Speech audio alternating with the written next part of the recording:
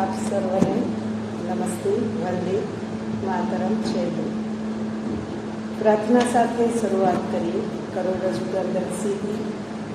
શક્ય હોય તો બંને હાથ, બંને પગ ધરતી ઉપર તમારા ટેલારે તળિયા એ રીતે ચીરમાં આગળ આવો. તળિયા નીચે જમીન પર અડકવા જોઈએ. ટેકાને થોડો છોડી દઈએ. બંને હાથ ઘૂંટણ પર રાખો. સ્પાઇન આપમેળે સીધી થઈ જશે. અને હવે 3 વખત ઓમકાર અને આનંદમય સાથે શરૂઆત કરીએ.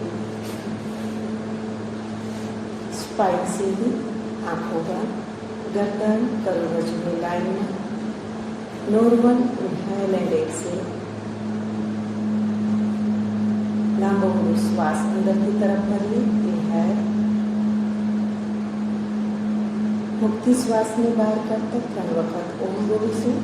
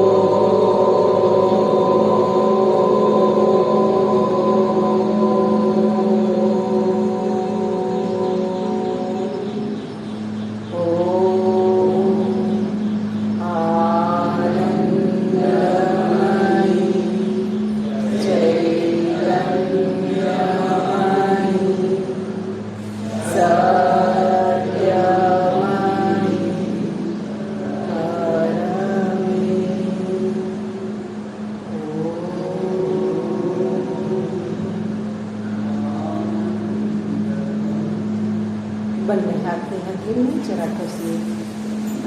ઘસાયેલી હથેળીને મુખ ઉપર સ્પર્શાવી દઈએ.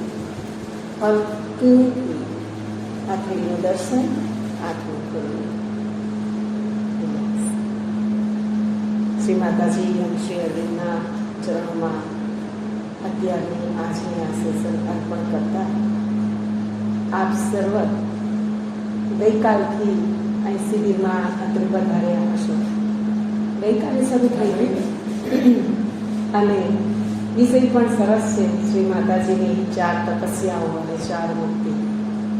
કઈ 4 તપસ્યા કરવાની છે અને શેમાંથી મુક્તિ મેળવવાની છે એ અંગેનું સુંદર મજાનું પુસ્તક અને એમાં આવતી એક તપસ્યા, સૌંદર્યની તપસ્યા, જેના ભાગરૂપે આપણે જોઈએ તો શરીર સાધના, શરીર, મન, પ્રાણ અને એ દ્વારા માતાજી શ્રી અરવિંદના રૂપાંતરની પ્રક્રિયા કઈ ભૂમિકાથી કામ કરે છે અને માનવે કેટલું સભાન અને સજગ રહેવું પડે, કઈ કઈ બાબતોમાં સભાન રહેવું પડે એ અંગેનું પૂર્ણ માર્ગદર્શન પૂરું પાડતું પુસ્તક. બીજું કંઈ જ ન વાંચો તો પણ માત્ર આ પુસ્તકના આખું પુસ્તક ના વાંચો તો પણ કંઈ વાંધો નહીં.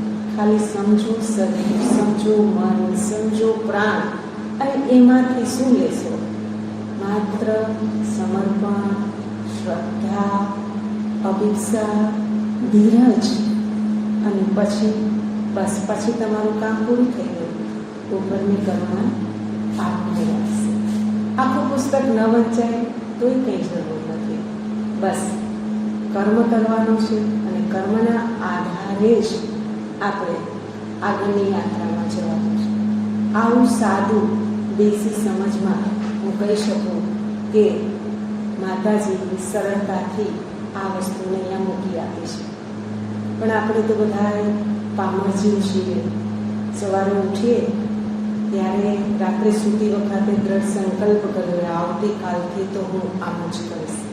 પણ ઉડતાની સાથે સ્વપ્નાની જેમ બધું જ અલગ થઈ જાય. કશું જ પાસે ના હોય. ક્યાં ગયું રે સંકલ્પ લીધો તો ને?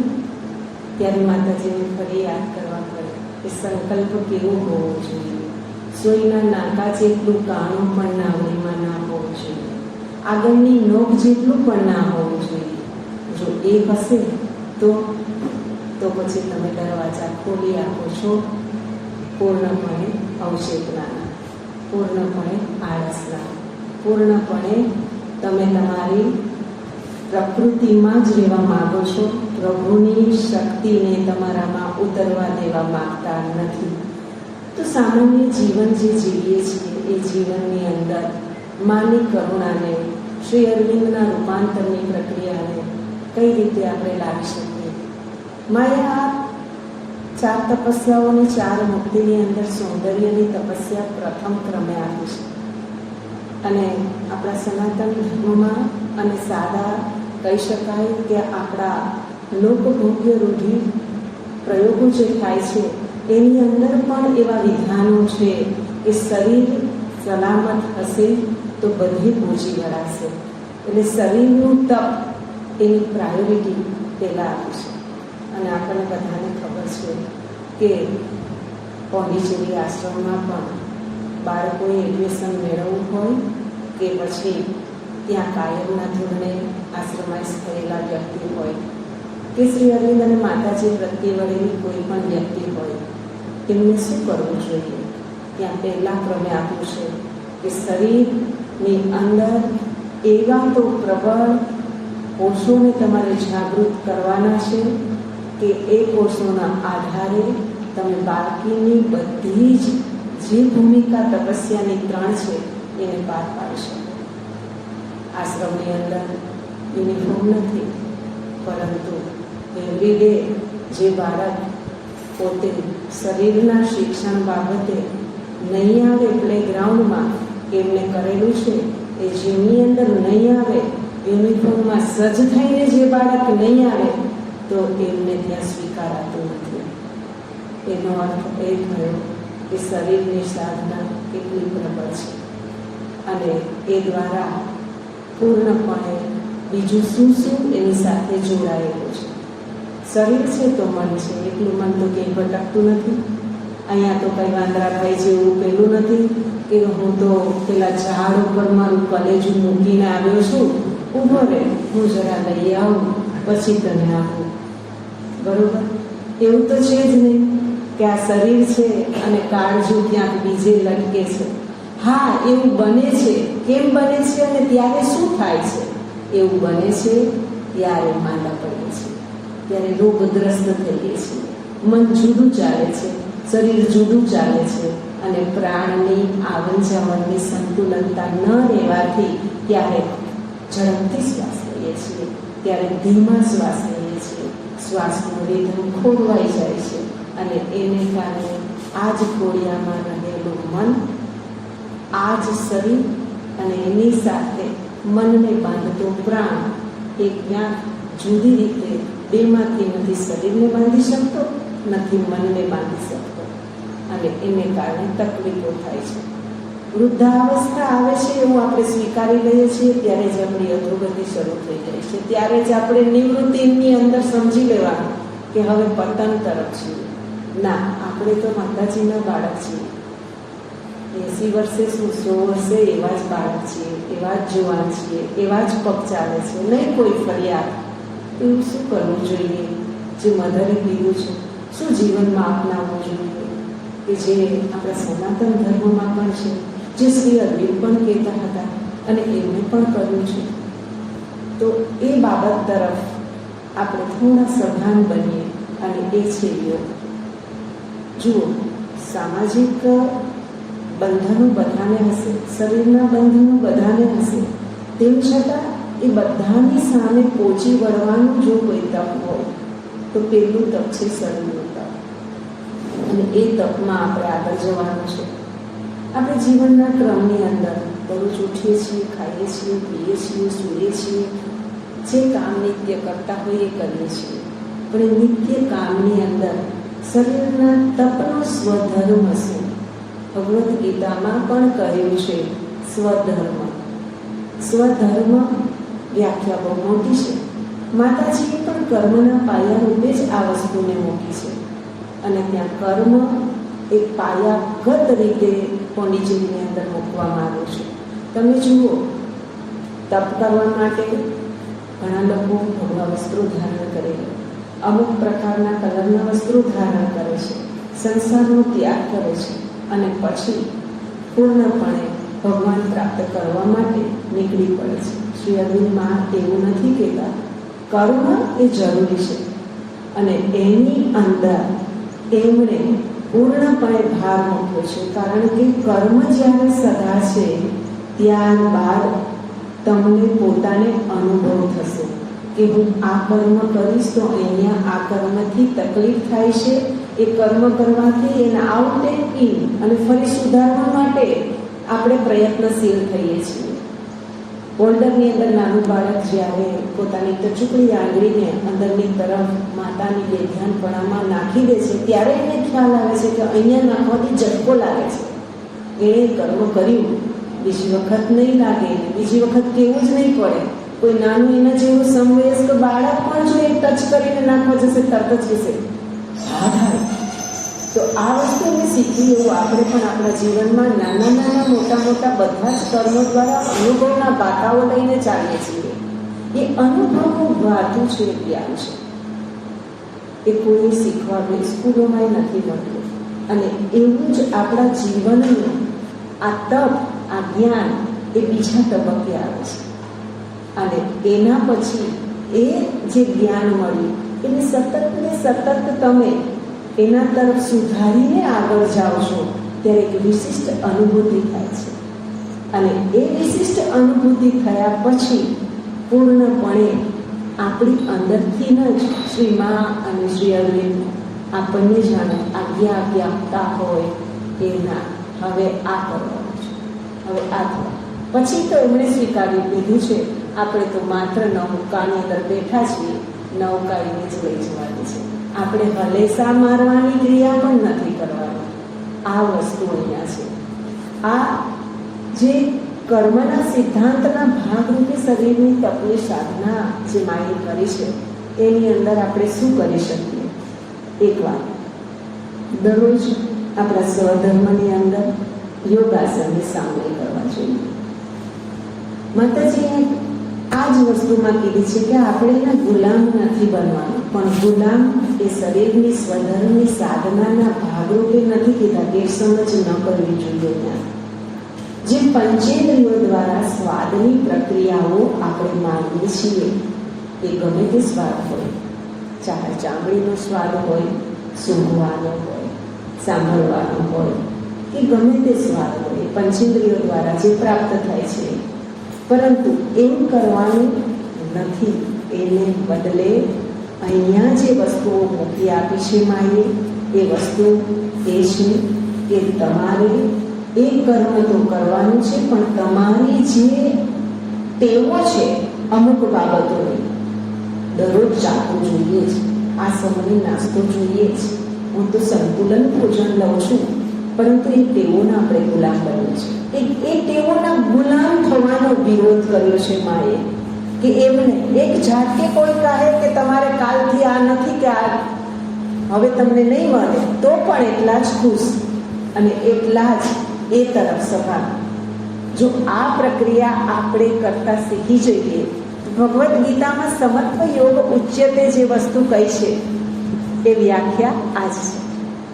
સમતા સુખ દુઃખ, રાગ દ્વેષ, ઈચ્છા અનિચ્છા, તડકો છાયો, આ બધા જ માંથી જે મળે તે કોઈ જ પ્રકારનો બધો પ્રસાદ સમજીને ચાલવું, એવી પ્રકારની વૃત્તિઓ આપણામાં કેળવાય એ વસ્તુની વાત માએ અહીંયા કરી દીધી છે. અને આપણે બધાએ યોગ અભ્યાસ શરીરનો સ્વધર્મ ભૂલ્યા વગર કરવો જોઈએ. અહીંયા ગુલામી એના હાથમાં નથી, એ તો શરીરની સુદેવતા છે. આપણે સ્વીકારી લઈએ છીએ હવે નહીં, પરંતુ ગમે એટલી ઉંમર થઈ હોય શરૂઆત કરવી એ શ્રી ગણેશ કરવા એ સમયમાં હાજર જ હોય છે. બસ દૃઢ સંકલ્પ સાથે, નિયમિતતા સાથે, અભિપ્સા સાથે. શ્રી માએ જે આ પુસ્તકની અંદર 4 વસ્તુની વાત કરી છે સૌંદર્યના તપમાં, એ વસ્તુની પહેલાં હું તમને વાત કરી અને પછી શરીરના વ્યવસ્થિત રાખવા માટે શું શું કરવું જોઈએ એ અંગે થોડી સ્પષ્ટતા કરીશ.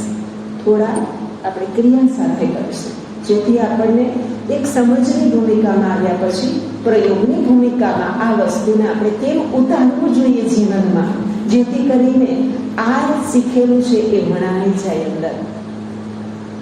જેમ દૂધમાં સાકર ભળે એવી રીતે આપણી અંદર આ બધા જ વિચારો અંદરની તરફ ભળાઈ જાય, સિંચાઈ જાય, ઓળઘોળ થઈ જાય અને પછી આપણે એ તરફ આગળ વધીએ.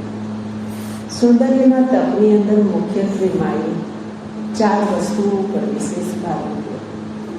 એક, શરીરની સાધના. બીજી, આહારની, તમારી દરરોજના આહારની ટેવો, કુટેવો અને સુટેવો. ત્રીજી વસ્તુ, નિંદ્રા. આ વસ્તુઓ ઉપર માએ વિશેષ ભાર મૂક્યો. અને ચોથી વસ્તુ છે એ કોઈ પણ ઇન્દ્રિયોનું સુખ. એમાં બધું જ આવી ગયું. આપણું જાતીય જીવન પણ એની અંદર આવે છે, જો પંચેન્દ્રિયોની આપણે સાધના કરીએ છીએ. સૌંદર્યના તપસ્યાની અંદર પ્રથમ ચેપ્ટરની અંદર આ મુખ્યત્વે 4 વસ્તુ ઉપર માએ ભાર મૂક્યો છે. એ વસ્તુને આપણે એપ્લાય કઈ રીતે કરવું, કઈ રીતે કરીશું? શરીરની સાધના દરરોજ નિયમિત એક એવી ટેવ પાડવી જોઈએ શરીરની, ક્રમબદ્ધ. જરા પણ એની અંદર આપણે બાંધછોડ કર્યા વગર કે મારે મારા શરીરને વ્યવસ્થિત રાખવું છે અને એના માટે એને એવું પોલાદી બનાવવું છે કે અચાનક મારા ઉપર કોઈ ખૂબ મોટો ભાર કામનો આવી જાય તો પણ હું એ કામ કરી શકું. હા, પણ એ શરીરના કેપેસિટીને પણ સમજવાનું છે. બીજી વસ્તુ કે આપણે આપણા દરેકની શરીરનું પ્રકૃતિ અલગ છે.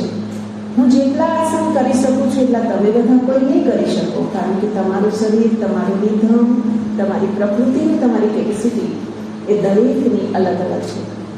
પરંતુ એનો અર્થ એ નથી કે હવે એ કરી શકે, આપણે તો ખાલી જોવાનું નહીં. ના, આપણે પણ શરીરને તપ માટે ધરવાનું છે, એ તપ કરવાનું છે.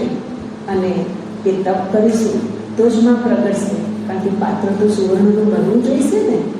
તો એના માટે થઈને આપણે શું કરવાનું છે? આપણને જે અનુકૂળ પડે છે, આપણને જે યોગ્ય લાગે છે એવી શરીરની સાધના દિનચર્યામાં, એવી કસરતોને જોડી દેવાની છે. અને જો આપણે એ જોડીશું તો આપણું શરીર એક એવું પોલાદી બનશે કે કોષની અંદર એક એક કોષ મામાં પોકારતું થઈ જશે. અને એ થશે ત્યારે શું થશે? ત્યારે તો પછી વાત જ અનેરી છે, કારણ કે બધું મામય બની જશે. શ્વાસનું આવન જાવન પણ માના રટણથી, અને આપણું દરેક કાર્ય પ્રભુને અર્પણ કરીએ છીએ એવા ભાવથી. તો શરીરના સૌંદર્યના તપમાં પહેલી વસ્તુ શરીરને કસરત તરફ તો લઈ જઈએ છીએ, તો એનો અર્થ એ કે બાહ્ય શરીરને સ્વચ્છ નથી રાખવાનું, બાહ્ય શરીરને પણ સ્વસ્થ રાખવાનું છે.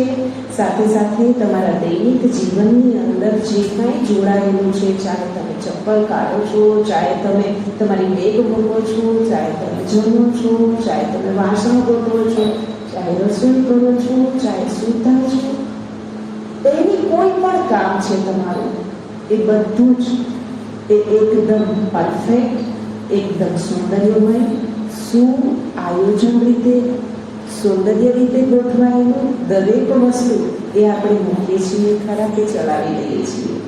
તો ના, કોઈક વખત તો આળસ થઈ જશે, પણ એ વખતે પૈગામ બની જવાનું છે. આપણે પૂરેપૂરા આપણા જ શરીરનો એક ગોરખો હોઈએ, એક ધ્યાન રાખનારો માણસ હોઈએ, એ રીતે આપણે એનું ધ્યાન રાખવાનું છે.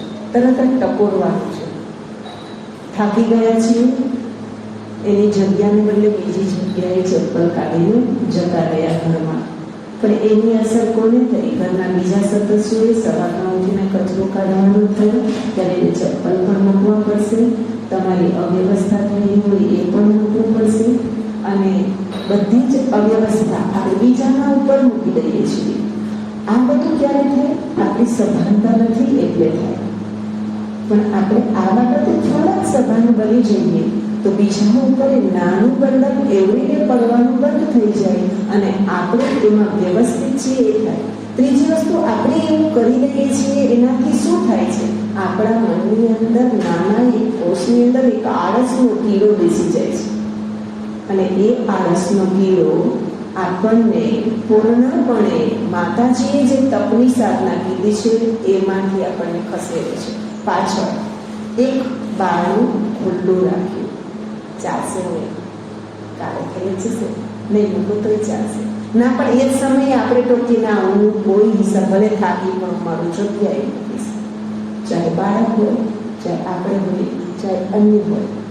બીજી વસ્તુ અહીંયા એ પણ જોવાની છે, આપણે વ્યવસ્થિત મૂકીએ છીએ, ત્રીજી વ્યક્તિ આવી દરરોજ જુદી જગ્યાએ મૂકે છે, નથી તમારા ટેમને મુજબ મૂકતા, તો ત્યાં શું થાય છે?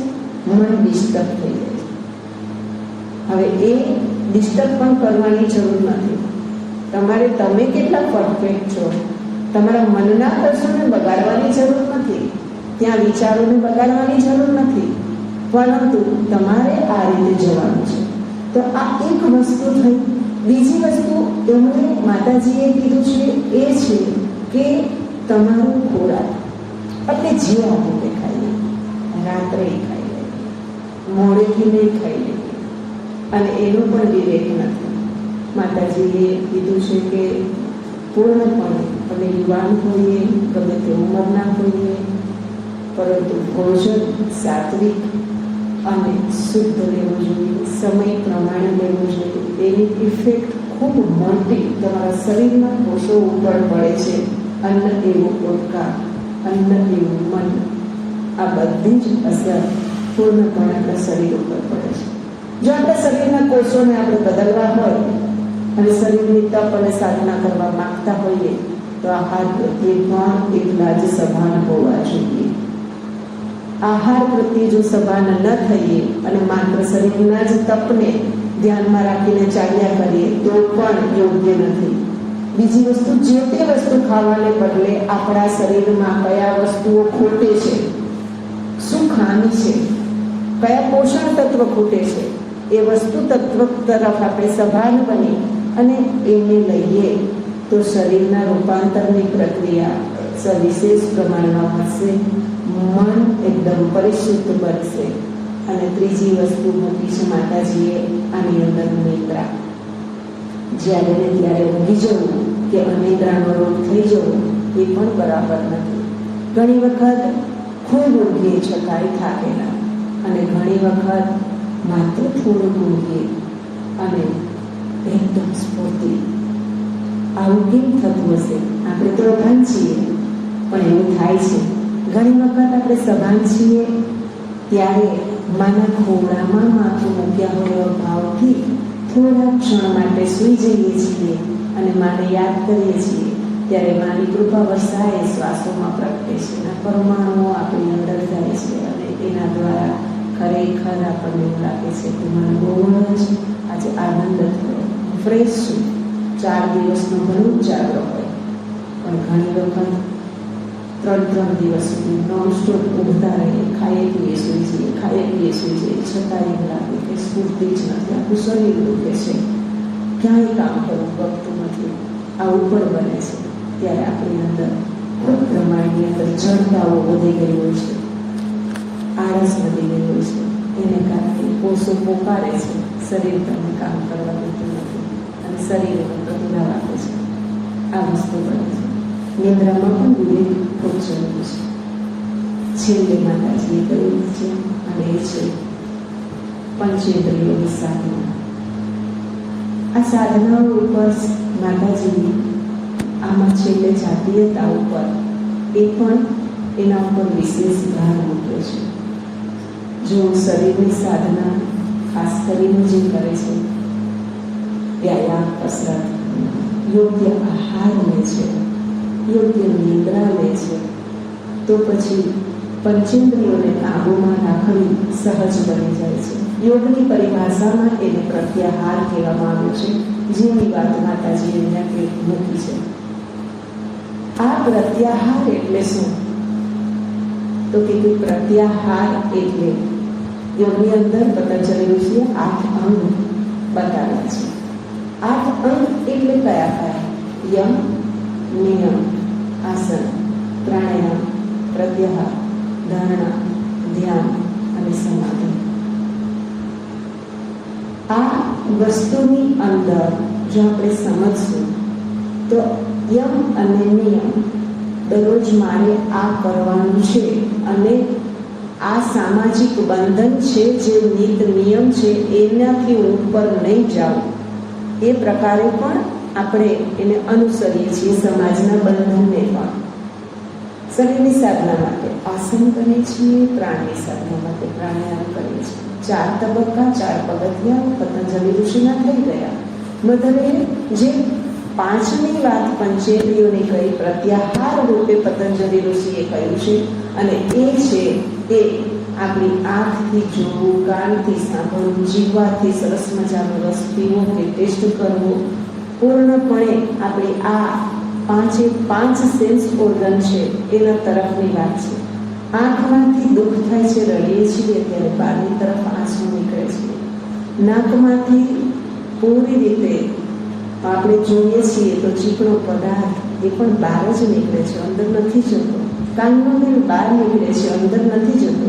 મોંમાંથી ખાઈએ છીએ પરંતુ એ અંદરની તરફ જઈએ છીએ તો બહારની તરફ થૂકી પણ શકીએ છીએ, વોમિટ પણ કરી શકીએ છીએ.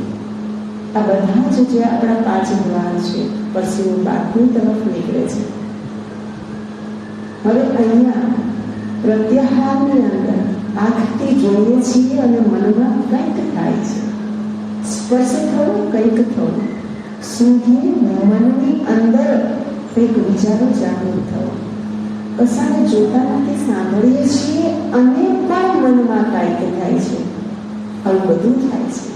એનો અર્થ એ થયો કે સેન્સ ઓર્ગન સાથે મન બહુ જોડાયેલું છે, કારણ કે મન ત્યારે જ કામ કરે છે. સૌથી શ્રેષ્ઠમાં શ્રેષ્ઠ કહી શકાય, એકદમ કાર્યરત પહેલી હરોળનું એ છે આ તે મનને બદલવાનું અને મનને કાબૂમાં લાવવાનું પહેલામાં પહેલી સેન્સ ઓર્ગન છે. જીવવા મોઢું એ કેવી છે? બહારની તરફ પણ દેખાય છે, મોઢું બંધ કરીએ તો અંદર જતી રહે છે. બે પ્રક્રિયા કરે છે, અંદરની તરફ પણ છે અને બહારની તરફ પણ છે. હવે અહીંયા આનાથી જે બહારની તરફ જાય છે અને બધી અંદરની પ્રક્રિયા મનમાં થાય છે, એને બદલે પૂરેપૂરું એને અંદરની તરફ ખેંચવું. એટલે આંખથી જોઈએ છતાં મનમાં કોઈ ભાવ ના જાગે, ચામડીથી સ્પર્શે છતાં પણ કશો ફેર ના પડે. આ જે 5 વસ્તુઓ આપણા દ્વારા સેન્સ થાય છે, એને બદલે એનો નિગ્રહ કરીએ, એને ખેંચીએ. એટલે દમન કરવાની વાત નથી, અહીંયા દમનની વાત નથી, પરંતુ તમારી મનની અંદર જે સ્થિરતા આવી ગઈ હોય તો કશો ફરક ના પડે. ચાહે આપણા 1,01,000નું નુકસાન થયું હોય છતાં પણ ઉદ્વેગ, મનમાં ક્રોધ, હતાશા, ડિપ્રેશન તો કશું ના આવે. એ વસ્તુ સમત્વ છે. અહીંયા એ બાબતનો ખૂબ ભાર મુકાયેલો માતાજીએ મૂક્યો છે કે 5 ઇન્દ્રિયોને બહારને વહેવા દેવાને બદલે અંદરની તરફ પ્રત્યાહાર એને ખેંચવાની વાત, એ તરફ એને લઈ જવાની વાત કહી છે. એમાં છેલ્લે જાતીયતા માટે માતાજીએ ખાસ વાત મૂકી છે. આગળની 4 વસ્તુઓ આપણે 3 વસ્તુઓ જોઈ, શરીર, નિદ્રા અને ખોરાક. એમાં બીજા તબક્કાનો આવતો ખોરાક એ ખૂબ મોટો ભાર ભજવે છે. પાછળ જે માતાજીએ વાત કરી છે એનું થોડુંક એનું સમજી લઈએ. આખી સાયકલ છે આપણી આયુર્વેદની અંદર સપ્ત ધાતુની, અને એ સપ્ત ધાતુની અંદર જોડાયેલું છે અન્ન. અન્નનો કોઈ પણ એક દાણો તમે જ્યારે એક સર્કલ બનાવો છો અને એને સર્કલમાં વચ્ચેની તરફ મૂક્યું ટપકાની જેમ, અને પછી આખું સર્કલ તમે દોરશો તો એની અંદરથી અન્ન ખાધું છે ત્યારે એની અંદરથી એક રસ ઉત્પન્ન થયો, એનું દ્રવણ ઉત્પન્ન થયું પેટમાં ગયા પછી. એ દ્રવણમાંથી, એ રસમાંથી પૂર્ણપણે નાના આંતરડા, મોટા આંતરડા, આપણું જઠર, આપણો પેટના અવયવો બધા જ એમાં જોડાયા. એનું ચયન બરોબર એક રસ ઉત્પન્ન કરી દીધો અને એ આંતરડાઓની અંદર બરોબર એ કાર્યરત થયો. એનો રસ બન્યો, દ્રાવણ બન્યું. એ દ્રાવણ આંતરડાઓને ખેંચ્યું અને એમાં પોષક તત્વો હતા એ લઈ લીધા. એ પોષક તત્વો એને શરીરની આખી સિસ્ટમમાં રિધમમાં અલગ જગ્યાએ જુદી જુદી જગ્યાએ મૂક્યું અને એના દ્વારા શરીરની આ રાસાયણિક ફેરફારને કારણે શરીરમાં પણ ઘણા બધા રસાયણો થાય છે અને એને કારણે સરસ મજાનું લોહી બન્યું. રસ, રક્ત. હવે રક્ત બની ગયા પછી એટલું રક્તથી તો ચાલતું નથી, માંસની પણ જરૂર પડે છે. તો એના દ્વારા આપણું શરીરની અંદર તો માંસ પણ જરૂરી છે, મજ્જા પણ જરૂરી છે, હાડકાં પણ જરૂરી છે. આ બધું જ આપણા શરીરની અંદર આવશ્યક છે. આપણે શરીરના તપને સમજવી હોય તો આપણા શરીરને જ એની સિસ્ટમને, એના રિધમને, એના અવાજને, ખાધેલા ખોરાક શું કહી રહ્યા છે એને સમજવું પડે. જો એ અવાજ કરે છે, પેટમાં દુખે છે ત્યારે એ અવાજ કરે છે તમે, પણ એને તમે સમજો છો ના, તમે એક ગોળી ખાઈ લેશો પેટમાં મટી જશે, પણ પહેલો જ અવાજ એ કહે છે ત્યાં જે ઠંડુ ખાધું હતું ને એને કારણે આ થયું છે. તો આ આપણે પરીક્ષણ કરવાનું. આપણે ડૉક્ટર પાસે ગોળીઓ ખાવા દોડી નથી જવાનું, પણ આપણે પોતે આપણા ડૉક્ટર બનવાનું છે. અહીંના થતા અવાજને સમજવાનું છે અને જો એ અવાજને આપણે સમજતા થઈ ગયા તો સમજો કે ગોળી ખાધા વગર રોગને પણ અહીંથી ભગાડતા માટે થઈને તમને કોઈ રોકી શકશે નહીં. તો અહીંયા પણ એ આખી સાયકલ છે, બને છે. અન્નમાંથી રસ, રક્ત, માંસ, મજ્જા, હાડકાઓ, અસ્થિ અને એ રીતે બને છે શુક્ર ધાતુ. તો એ જે શુક્ર ધાતુ છે એ ખૂબ મહત્વનું છે. દૂધ લઈએ છીએ પણ દૂધની અંદર ઘી છે એ દેખાતું નથી. દેખાય છે? ના, પણ છે. મથવામાં આવે તો ઘી નીકળે છે, તો લાડુ ખાઈ શકાય છે. એવું શરીરની અંદર ખાધેલા અન્નમાંથી શુક્ર ઉત્પન્ન થતા એ શુક્રમાંથી જ તમે અને હું જન્મ્યા છીએ. જ્યારે એની અંદરથી પૂર્ણપણે સ્ત્રી બીજ અને શુક્રનું મિલન થતા બાળક ગર્ભમાં રહે છે. તો અંતે આ સાયકલ આપણે જોયું કે આપણા સમગ્ર અસ્તિત્વનું જે કાંઈ ઘડતર થયું છે ઉદરમાં કે ઉદરની બહાર, એનું કારણ અન્ન છે. અને એ અન્ન બાળક જ્યારે બહાર આવે છે પછી શું એ મોટો થઈ જાય છે? એ અન્ન આપણે ખાવું પડે છે આ સંજો ચલાવવા માટે. અને જ્યારે આ સંજો ચાલે છે, અન્ન નથી ખાતા, ત્યારે આપણે કોઈ પણ રસ, પાન, જ્યુસ, બીજાનો આશ્રય લઈએ છીએ, પણ છે તો અન્ન જ એક પ્રકાર. ફળ લઈએ છીએ, છે તો અન્નનો જ પ્રકાર. અને એને કારણે આખો સંચો ચાલે છે. તો અહીંયા માતાજી પૂર્ણપણે જે જાતીયતા ઉપર ભાર મૂકે છે એ વસ્તુ મારે તમને એટલા માટે આ સાયકલને છે નીચે સુધી લઈ જવાની કે સમજાવવાની પ્રક્રિયા પાછળ, એટલે કે થોડું સરળતાથી આપણે સમજી શકીએ. તો અહીંયા એ જ માંથી બને છે, અન્નમાંથી આપણે ખાઈએ છીએ, અન્નમાંથી આપણે પોસાઈએ છીએ અને ફરી આપણું મૃત્યુ થાય ત્યારબાદ આપણે ફરી એ જ માટીમાં રખ થઈને જતા રહીએ છીએ. એનો અર્થ તો એ થયો કે આપણે ફરી એમાં જ ભળી જઈએ છીએ અને એ માટીમાંથી જ ફરી પાછું અન્ન પાકે છે. તો આ એક સરસ મજાની સાયકલ છે, બરોબર. હવે અહીંયા શુક્રને આપણે કંટ્રોલ કરીએ તો શું થાય? બરોબર. વીર્યને ચાહે બેન હોય કે ચાહે ભાઈ હોય, પણ જાતીયતા કોઈ પણ ધર્મની અંદર એનું પૂર્ણપણે જાતીયતામાં વહી જવાને બદલે એનાથી ઉપર ઉઠવાની પ્રક્રિયા દરેક ધર્મમાં કહી છે. માતાજીએ કહ્યું છે તમારે આગળ જવું હોય તો આ પ્રક્રિયા તરફ તમારે સભાન થવું પડે. એનાથી શું ફાયદો થાય? એક વસ્તુ, યોગની અંદર એ પ્રક્રિયા છે. જ્યારે યોગ આસન નિયમિતપણે તમે કરો છો ત્યારે શરીર તમારું સુદૃઢ બને છે, મન તમારું કંટ્રોલમાં આવે છે, પ્રાણ તમારું બરોબર રીતે વહે છે અને એ પ્રક્રિયા થતાં આપમેળે પૂર્ણ રીતે તમને એક ધ્યાન, ધારણા અને સમાધિ તરફ તમે જઈ શકો છો. તો એક સીધી સરળ કહી શકાય એવી આ સીડી છે. આપણે સીધા જ માની આ તપસ્યાને સમજીએ અને અંદરની તરફ આપણે આ બધી વસ્તુઓને ના સમજીએ તો પછી ન શરીર સુધરે, ન મન સુધરે, માતાજી અઘરા લાગે, શ્રી અરવિંદ અઘરા લાગે અને ખાલી ભાવ, ભક્તિ ને સબરી બની અને બસ આપણે સાંભળીએ એક થોડો ક્ષણિક આનંદ થતો એવો આનંદ કરી અને ફરી પાછા જીવનના ધોરણમાં પોરવાઈ જઈએ. જનરલી એવું બનતું હોય અને એવું ના બને એને બદલે પાયાગત રીતે આપણેમાં ઉતરીએ કે હકીકતે માયને શ્રી અરવિંદે સમગ્ર ચેતનાનું રૂપાંતર કરવાની પ્રક્રિયા કીધી છે. એને જ્ઞાન કેવી રીતે, કેમ શરૂઆત કરવી, કેમ જીવનમાં ઉતારવું એ વસ્તુ મૂકી છે. તો અહીંયા જે શુક્ર છે યોગ પરિભાષાની અંદર પૂર્ણપણે આ ધાતુઓની ઉર્ધ્વ ગતિ યોગ દ્વારા થાય છે.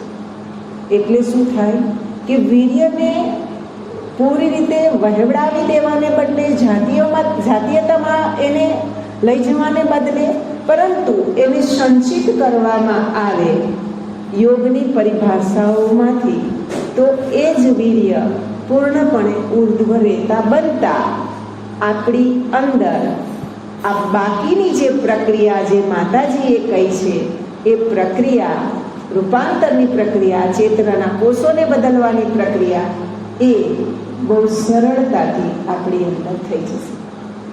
આટલી વસ્તુ માએ સૌંદર્યના તપની સાધના કીધી છે એમાં સરળતાથી મૂકી આપી છે. એટલે આજે મારે અહીંયા આવવાનો ઉપક્રમ હતો અને મેં પૂછી લીધું હતું મીરાબેનને કે તમારું થીમ શું છે, અને એમણે મને કહ્યું હતું કે અમે તો શ્રી માતાજીની 4 તપસ્યાઓ અને 4 મૂર્તિ એના અંગે સ્વાધ્યાય કરવાના છીએ, એટલે તમારે યોગ માટે થઈને અનુકૂળ આવશે.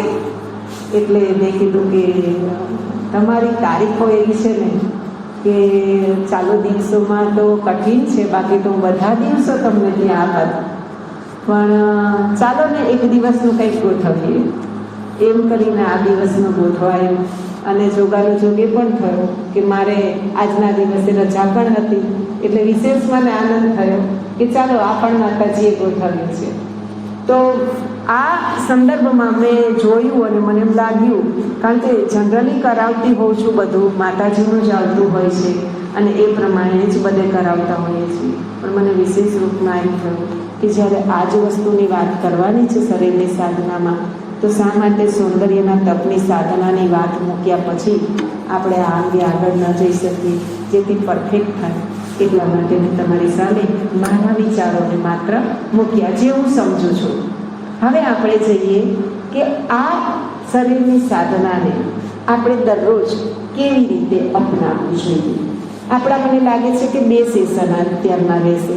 એકની અંદર હું તમને ક્રમ થોડીક દરરોજ ક્રમમાં આપણે કેટલા આસનો કે કેવી પ્રક્રિયા કરીએ આપણી ઉંમરને જોતા, તો આપણે શું કરવું જોઈએ એ અંગે હું તમને સમજાવીશ. અને આના પછી ભોજન પછી પણ આપણે એક રાખ્યું છે, એવું છે ને 2 છે. ભોજન પછીનો જે સમય છે એની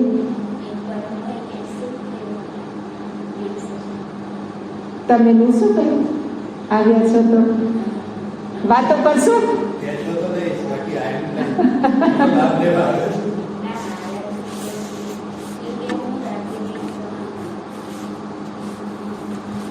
તો એ બપોર પછીનો જે આપણો વખત છે એની અંદર તમને કોઈ પ્રકારની કંઈ રોગ હોય કે તમને કંઈ વિશેષ રૂપમાં કંઈ એમ થાય કે ના મને તો ઘૂંટણની તકલીફ છે, કે મને તો શોલ્ડરની તકલીફ છે, કે મને ડાયાબિટીસ છે, તો એ સંબંધિત કંઈ પણ તમને આસનો કે તમે પ્રશ્નો કરશો તે સંબંધિત કઈ રીતે કરવા જોઈએ એ સેશન બપોરે આપણે રાખીશું, જેમાં હું તમને બતાવીશ કે તમારા માટે થઈને કેવા આસન અને કેવું વ્યક્તિગત ધોરણે કઈ કઈ જરૂર છે એ કરીશું. અત્યારે આપણે યોગ નિદ્રા કરાવીશ, બધાની યોગ નિદ્રા, કારણ કે એ તો હું કરાવીશ, બપોરે કરાવીશ, બરોબર? હા, ત્યારે આપણે મેટ લઈ લઈશું. હા, અને એવું હોય તો યોગ નિદ્રા માટે આપણે બધા પ્રણામ કરવા ત્યાં જઈશું ને ત્યાં કરીએ તો ના થાય? માના ખોળે આપણે ઓછા વ્યક્તિઓ છીએ એટલે સમય જઈશું. એવું થઈ શકે તો ઉત્તમ. જો કોઈ વાંધો ના હોય તો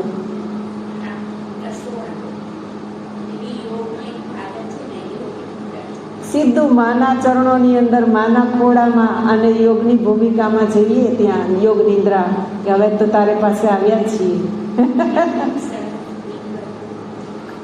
થશે હે ને? તો આપણે એ ત્યાં કરીશું, યોગ નિદ્રાનું સેશન ત્યાં રાખીશું.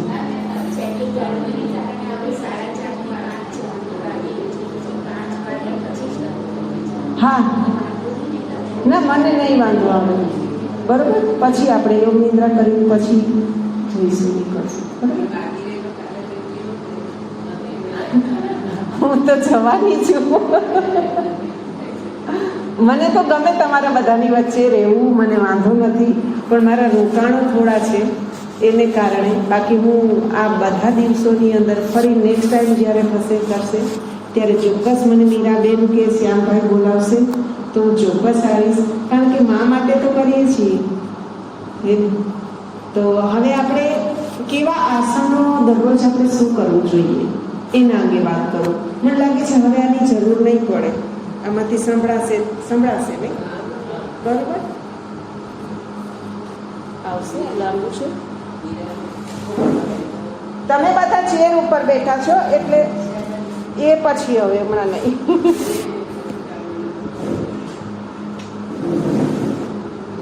જુઓ, હવે આપણે જોઈએ છીએ કે આપણે દરરોજ શું કરવું જોઈએ.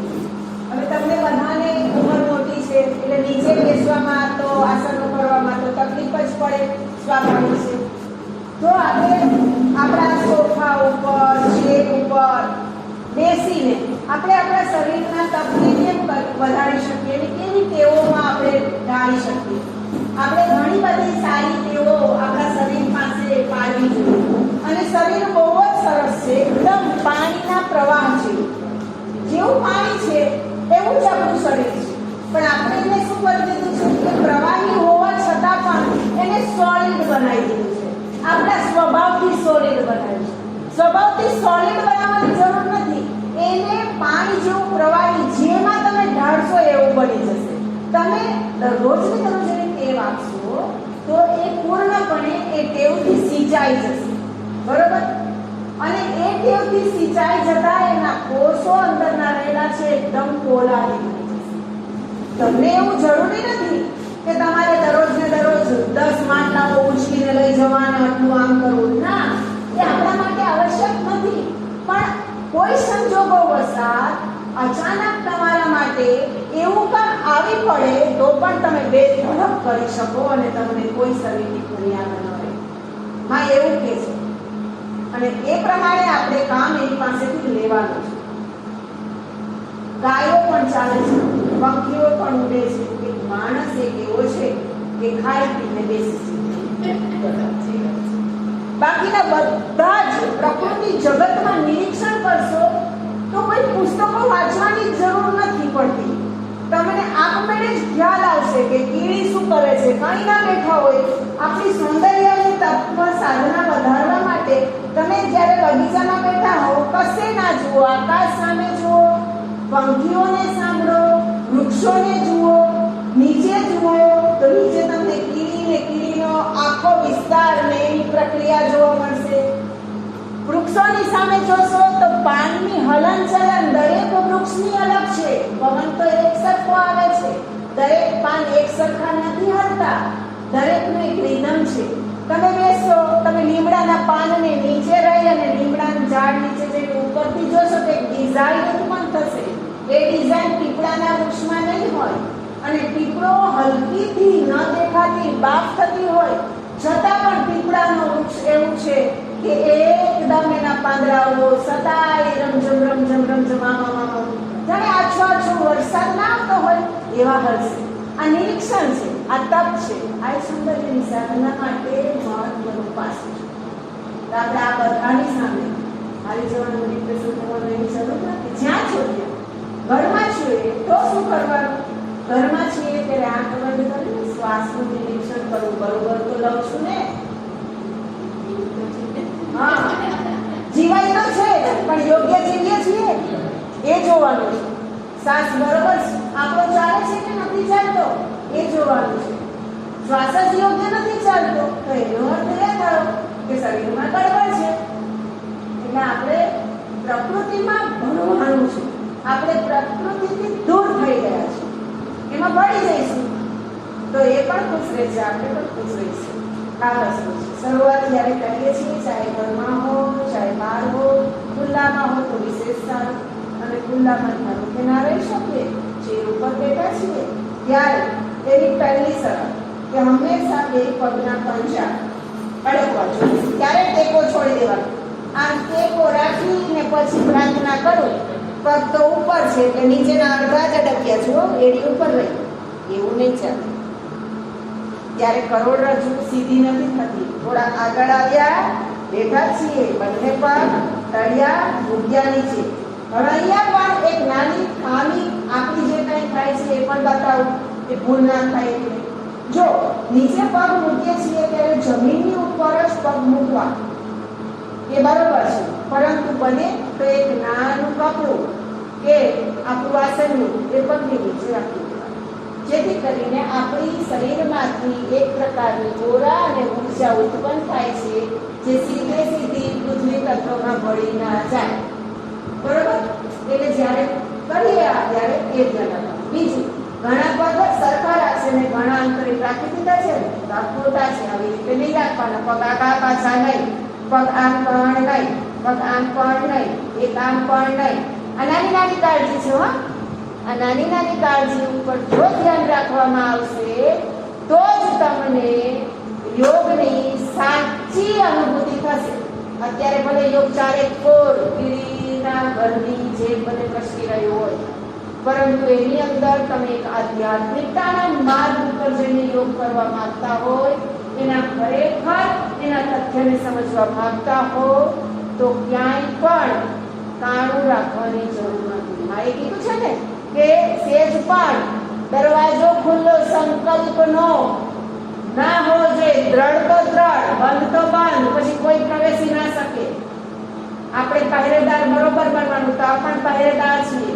અહીંયા શરીરના તપ એના માટે પહેરો કરવા માંગીએ છીએ, આપણે સાધના માટે, આ મંદિર માટે.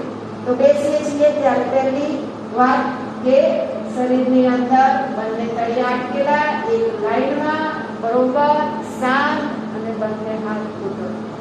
ચાહે ઘૂંટણ ઉપર રાખો ત્યારે ઊભા રાખો, ચાહે તમે ચત્તા રાખો.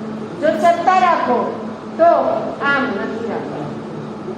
આમ મારા જો આ ઢળેલા છે, હે ને ઢળેલા ને અંદર ખોબાથી આમ ભરડાવું નથી, આમ લેવું છે. એટલે હંમેશા આને રાખીએ ત્યારે ખુલ્લા નહીં. ખુલ્લામાંથી આપણા ઓરાઓ આપણે જીવવાને બદલે જવા દઈએ છીએ. એટલે આપણે ભેગા રાખવાના, જો ખુલ્લા રાખવાના, નહીંતર આપણે બંધ રાખવાના, તો ઘૂંટણની ઉપર રાખવાના. આ એક પાયાની બાબત છે. ત્યારબાદ સ્પાઇન સીધી હોય, આંખોને આપણે બંધ કરીએ તો આગના ચક્રો ઉપર દ્રષ્ટિ કરીએ. શ્વાસના નિગમને એક બે વખત જોવાનો છે, લાંબા લેવાના અને છોડવાના. એવા એક બે લીધા પછી ઓમકારનું રટણ કરવાનું.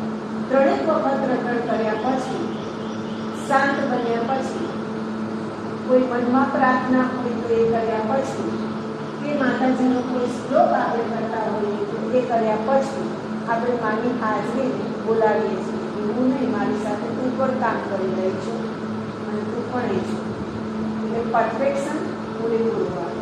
આટલું કર્યા પછી આપણે જે આસનો કે નાના નાના આપણે પહેલા શરીરની અંદર સાંધાઓ છે, અલગ અલગ આંગળીમાં જોઈએ તો 1 2 3 એવી રીતે દરેક આંગળીઓમાં, અહીં કાંડામાં, અહીંયા કોણીની અંદર, અહીં શોલ્ડરની અંદર, કમરની અંદર, ટોકની અંદર, બરોબર, પગના કાંડામાં, ઘૂંટણની અંદર, પગના આંગળાઓ, બધી જ હાડકાઓની જગ્યાએ અલગ અલગ સાંધાઓ ભગવાને મૂક્યા છે જે મૂવમેન્ટ કરે છે. ઘરનો દરવાજો બંધ કરી દઈએ, નકુચો વાસી દઈએ, ખોલવો જ નથી. 50 વર્ષ જતા રહ્યા પછી કે હવે પેલું રૂમ ખોલવા જાઓ અને ત્યારબાદ નકુચો ખોલશો, ખુલી જશે, તાળી ખુલી જશે, નહીં ખુલે, કાટ લાગી ગયો હશે એટલે એને બહુ ઠોકવા જશો તો ખુલશે નહીં, પણ આ બાર દાંડો તૂટી જશે, બંધનું બંધ જશે. હે ને? ફરી એને શું કરવું પડશે? થોડુંક ઓઇલ મૂકીશું, થોડુંક 2 દિવસ એને પલાળી રાખીશું, ફરી પાછો જઈને 1 દિવસ ટ્રાય કરીશું, પછી ધીમેથી ખોલીશું તો તૂટ્યા વગર ખુલશે, પણ કાટ નીકળશે. કેરોસીન તૂટ્યું હશે તો શરીરનું આવું છે. આપણે જ્યારે ટેવ ના પાડવી પડે અને ફરીથી હવે ટેવ પાડવા માટેની કોશિશ કરીએ અને ડાયરેક્ટ જ એમ થાય કે હું તો આસન કરી શકીશ, તો પેલા નાકુચા જેવી સ્થિતિ થાય, ઊંઘમાંથી ચૂરમાં કરીએ, પછી ડૉક્ટર પાસે જવું પડે. આપણે એવું કરવાનું નહીં અને ધીમે ધીમે પંપાડવાનું છે. એટલે યોગની અંદર નાના નાના પેલા હાડકાઓને વ્યવસ્થિત કરવા માટે થઈને સૂક્ષ્મ વ્યાયામ કીધા છે. એ સૂક્ષ્મ વ્યાયામથી શરૂઆત કરીએ. કેવી રીતે? ચાલો શરૂઆત કરીએ. બંને હાથને સામે રાખીએ. જુઓ, જ્યારે ઉઠીએ છીએ ત્યારે પહેલી વાર આપણે આપણા આંગળાથી શરૂઆત કરીશું. અહીંયા શોલ્ડરના લેવલે જ હાથ હોવા જોઈએ, આમ નીચે નહીં, આમ ઉપર નહીં, આંગળા પહોળાય નહીં, આંગળા સાથે, બરોબર? આ પહેલી શરૂ. અને એના પછી આંગળાથી અભ્યાસ શરૂ કરીશું. આંગળાને ખોલીએ અને જાણે કે પકડીએ છીએ એવા ભાવથી 1 ટાઈટ કરો, ટાઈટ. આમ નથી કરવું, આમ નથી કરવું, આમ એવું નહીં, એકદમ પેલા સ્ટ્રોંગ કરો હાથ, સીધા એટલે એકદમ સીધા. અહીંયા અંદરની નસોને આમ ખેંચવાની છે. શું કામ એને કરીએ છીએ? અંદર દોરડા છે, માંસ મજ્જા છે અને એટલી સ્પ્રિંગ ગોઠવાયેલી છે કે તમે એને આપણે નામ ખેંચો ને તો લાંબુ ખેંચાય છે. મસલ્સ એવા છે આપણા સ્પ્રિંગ વાળા, અને એને તમે જેટલા ખેંચશો ને રબરની જેમ એટલા ખેંચાશે. છોડશો એટલે ફરી પાછા મૂળ સ્થિતિમાં આવી જશે.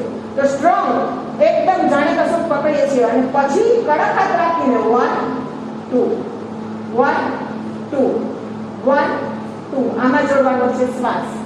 હવે આપણે શ્વાસ જોડીને કરીશું, બરોબર? Inhale, exhale. વાળો છો ત્યારે શ્વાસ છોડવાનો. 1 2 inhale, exhale, inhale, exhale, inhale, exhale, inhale, exhale. Relax. અહીં રહી ગયું, અહીં રહી ગયું. એટલે સ્ટ્રોંગ કરવાની તો જરૂર જ છે. 5 વખતની અંદર રહી ગયું આપણું, આ રહી ગયું, આ રહી ગયું, હે ને? એવું રહેવું ના જોઈએ, એને બનાવવાનું છે એકદમ સ્ટ્રોંગ. આગળના અભ્યાસ એના પછી મુઠ્ઠી વાળી 1 2 મુઠ્ઠી વાળીએ ત્યારે શ્વાસ છોડીએ છીએ, ખોલીએ છીએ ત્યારે લઈએ છીએ. આ ક્લોકવાઇઝ, એન્ટી ક્લોકવાઇઝ. 2 3 4 રિલેક્સ. એને સ્થિતિ. હવે એના પછી અહીંયા શ્વાસનો રિધમ બદલશે.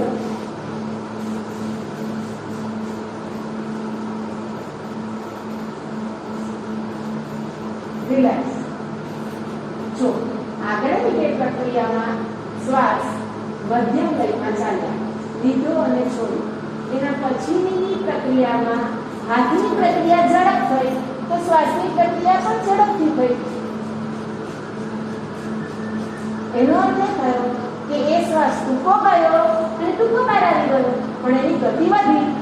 પેલામાં મધ્યમ ગયો એટલે કે અહીં સુધી ગયો અને ફરીને બહાર નીકળ્યો, બરોબર?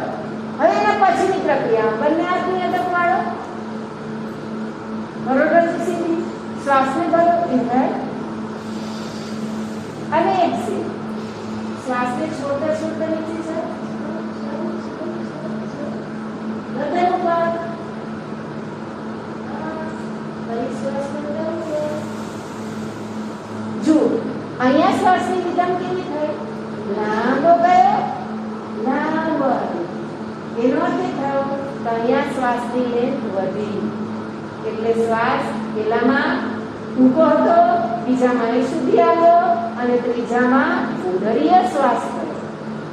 શ્વાસ લેવાની યોગિક પરિભાષામાં 3 પ્રક્રિયા છે.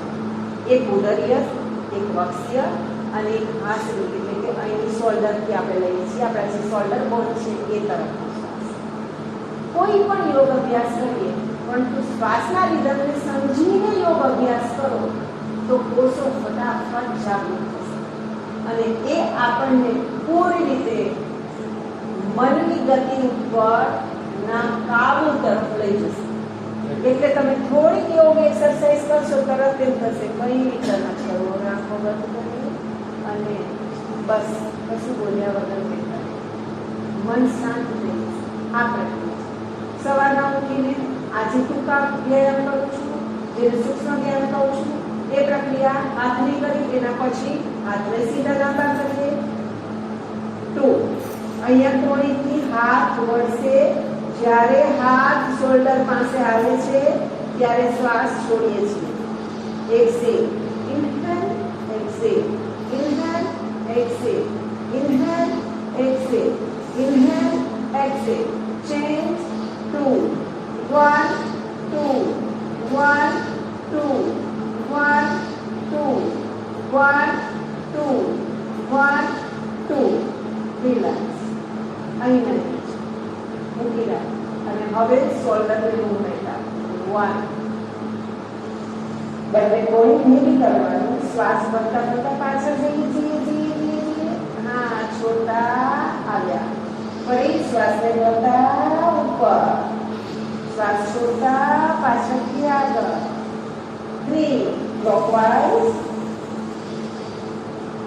એન્ટી ક્લોકવાઇઝ, ઊંધી દિશા તરફ. કોણીને નીચેથી ઉપર લઈ જાઓ, શ્વાસ ભર્યો, આગળ લાવો, શ્વાસને છોડો. શક્ય હોય તો બંને કોણી એક સાથે આગળની તરફ લાવો. પાછળ જાય ત્યારે પૂરેપૂરી ખોલો. છોડી દો.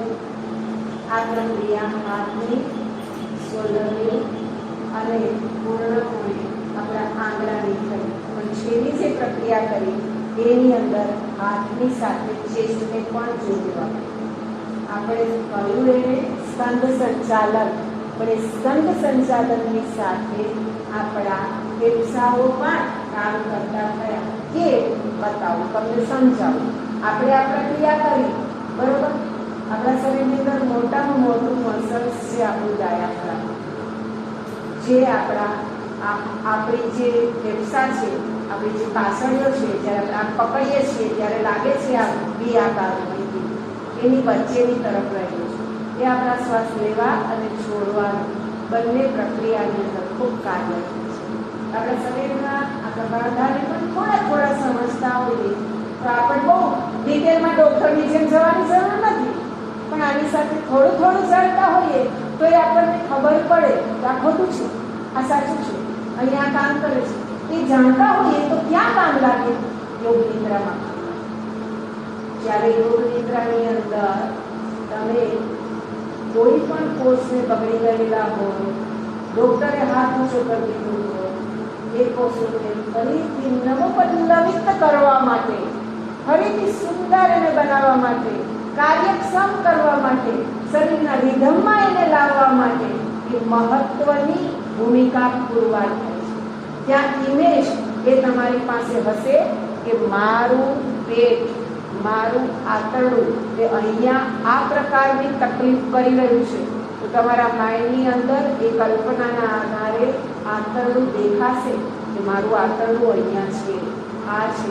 તમે એને ઓર્ડર આપી શકશો, તમે એને કહી શકશો અને તમારું એ ઓર્ડરનું પાલન તમારા કોષો તરત જ રીતે ઝીલે છે અને એ પ્રમાણે સક્રિય બને છે અને સક્રિય બની અને ફરી શરીરના નિયમમાં આવે છે. માએ યોગિક સારવારની અંદર આ પ્રક્રિયાઓ ઉપર ખૂબ ભાર મૂક્યો છે. માં પોતે સ્વીકારે છે કે તમે તમારા કોષોને જાગૃત કરો, એને ઓર્ડર આપો, એને કહો, એ ખરેખર એ કામ કરશે. દરરોજ એની પાસે મળો, દરરોજ એની પાસે જાઓ. કોઈ બીમારી એવી નથી કે જે તમારા શરીરની અંદરથી ગાયબ ના થઈ શકે. ગમે તેવી અસાધ્ય બીમારી હોય એ દૂર થઈ શકે છે. તમારી પાસે એવી ક્ષમતા નથી તો તમારી સાથે જે જોડાયેલા છે, જેમને એક સંબંધ છે એમ કહી શકાય કે દિલનો નાતો છે, યદિ એ પણ તમારા માટે પ્રયત્ન કરશે તો પણ તમારા શરીરના કોષો એને જીવશે એ પ્રાર્થના કરશે. તો આ બધી વસ્તુઓમાં એ કહી છે અને આપણે એ પ્રક્રિયામાં જવાનું છે. એટલે અહીંયા મેં કહી કે આ પ્રક્રિયા કરી ત્યારે બે વસ્તુએ કામ કરી. ખાલી શોલ્ડરની સાથે જ્યારે હું આમ કરીને આમ કરું છું ને, આમ કરીને આમ, ત્યારે હું એક અંદર ગયું, મારો આ ફેફસાનો ભાગ છે આગળનો સંકોચાયો અને જ્યારે હું એને ખોલીશ ત્યારે એ આમ ખુલશે. આ પ્રક્રિયા થાય છે, અહીંની પ્રક્રિયા. એનાથી શું થશે? શ્વાસ ગાજો ભરાશે, શ્વાસ પૂર્ણ બહાર નીકળશે. શ્વાસ તો છે આ ખુલ્યું, અહીંયાથી ભેગા કર્યું, પેટ અંદર ગયું, ફેફસા પણ સંકોચાય. આવી નાની નાની બાબતોની તરફ આપણને ખબર હોય, અહીંયા ફેર પડે છે એ નિરીક્ષણ કરતા આવી આપણે. એના પછી હાથ ઘૂંટણ ઉપર જ રાખીને ગરદન સંચાલનની ક્રિયા કરી. મોટી ઉંમર થાય ત્યારે ગરદનની અને હાથની તકલીફો બહુ થતી હોય છે. હાથની સાથે સાથે આપણે ધ્યાન રાખવાનું છે. શું કરી શકીએ? જુઓ, પેલા એમને ફેરવશું અને પછી તમારું ખોટું થાય છે કે સાચું થાય છે એની એક કડી આપીશ આંખ માટે, એટલે તમને એનો ખ્યાલ આવશે. બંને હાથ ઘૂંટણ ઉપર મૂક્યા, ગરદનની ક્રિયા કરીશું ત્યારે ગરદનને લાંબો ઊંડો શ્વાસ કરતા ઉપર લઈ જાય અને છોડતા દાઢી છાતીને ટચ કરી. ફરી ઇન્હેલ ઉપર, એક્સેલ નીચે, ફરી એકવાર ઇન્હેલ ઉપર, એક્સેલ નીચે, રિલેક્સ. ચેન્જ, ઇન્હેલ, એક્સેલ, ફરી શ્વાસ કરતા મધ્ય ગતિ વચ્ચેની તરફ લો, શ્વાસને છોડતા ડાબી તરફ, ફરીથી વચ્ચેની તરફ, ફરી એક વખત 1, ફરી 2, ફરી એક વખત 1, ફરી 2, રિલેક્સ. ચેન્જ કરીએ. ગરદનની 4 પ્રક્રિયા છે, ઉપર નીચે સાઈડમાં, એ રીતે. એના પછીની ઝુકાવ. આપણો કાન આપણા શોલ્ડર લેવલે લઈ જવાનો, શોલ્ડર ઉપર નથી કરવાનું, શ્વાસને છોડી દેવાનો. શ્વાસને કરતા મધ્ય ગતિ. ફરીથી 2, 1, 2, 1, again left side and relax. આ ત્રીજી પ્રક્રિયા. ચોથી પ્રક્રિયા છે તો આરામથી કરવાની, ઝટકા મારીને ઝડપ ક્યારે યોગાસનમાં નહીં કરવાનું. દરેકની કેપેસિટી અલગ અલગ હોય. પેલો આગળ દોડે છે તો આપણે દોડીએ નહીં, ભાઈ મારા શરીરનો નિધમાં છે. ગરદનની પ્રક્રિયામાં આરામથી પ્રક્રિયા. શ્વાસને ભરવાનું, ઇન્હેલ, એક્સેલ કરતા ડાબી તરફ લઈ ગયા અને દાઢી છાતીને ટચ કરી અને પૂર્ણપણે રાઈટ સાઈડ, ફરીથી પાછળની તરફ ઘુમાવ, એમ કરીને સરખા. બીજી તરફ, બીજી બાજુ 2, લાસ્ટ. બીજી વખત ઘુમાવ. આપણે ક્લોકવાઇઝ ઘુમાવ્યું, હવે એન્ટી ક્લોકવાઇઝ. આપણે ફરી ઊંધી દિશા, પાછળથી આગળ 2 and 3. Relax. Normal inhale, exhale, આંખો બંધ કરીએ. કોઈ પણ પ્રક્રિયા કરીએ ત્યારે એક વખત 3 વખત પ્રક્રિયા કરી દીધા પછી એક વખત રિલેક્સ. એના લીધમાં એમાં શું ફેરફાર થયો એને જોવા માટે 2-3 શ્વાસ લેવાના અને છોડવાના. તો આપણે નહીં કરવાનું. આગળની આંખની પ્રક્રિયા છે, પણ આંખની પ્રક્રિયા હાથ દ્વારા એ થાય, અંગૂઠાથી નહીં. મોટી ઉંમર હોય એ સમય દરમિયાન આપણે માત્ર હાથની પ્રક્રિયાને ના કરીએ તો તે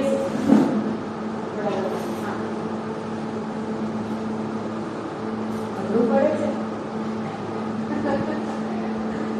હવે હાથની, આપણા જે હાથ છે